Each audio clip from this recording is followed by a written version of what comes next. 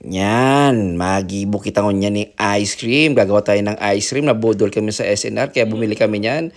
Tapos yan ang mga gagamitin natin panglaban ni nanay. Imimix na natin yung binili natin sa SNR na nabudol kami. Kaya bumili kami niyan para matesting namin.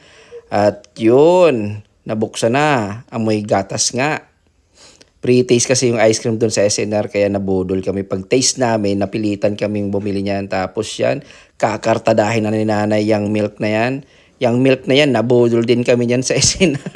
Lahat na lang nabudol kasi kaya kayo paglalakad kayo sa SNR, huwag kayong magpapabudol. Bilhin nyo lang talaga yung bibilhin nyo.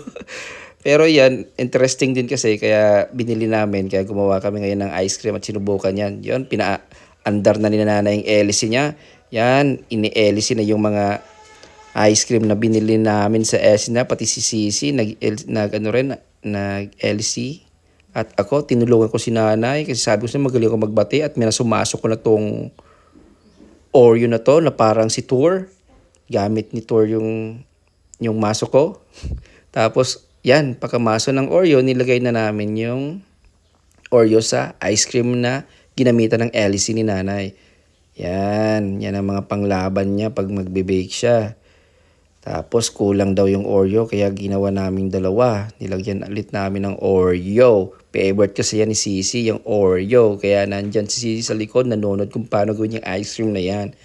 Then yan, ini-LC lang ni nanay hanggang matapos. Then after several times, tapos yan, pinalis na ni nanay sa, anong tawag dyan? Basta yan, pinalis na. Pagkatpalis dyan ni nanay, lalagay na namin yan sa refrigerator for about 1 week or 1 month para matigas talaga masyado yung ice cream.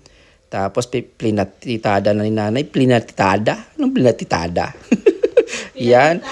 Yan, ginamitan ng palitan ni nanay na parang nagbuling simento at tinakpan na at ilalagay na nga sa refrigerator. Nandiyan pa yung kape kong pinatigas, mas matigas pa sa ice cream. Yan, ibababad namin muna yan for 1 year. Okay, after 1 year, kinuha ko na ulit yung ice cream at susubukan na natin. Tingnan natin kung ano yung itsura nito. Wow, may kinainan na. Sino kumuha niyan? Nauna na, may nag-pre-taste na. Alright, see you guys. That's all.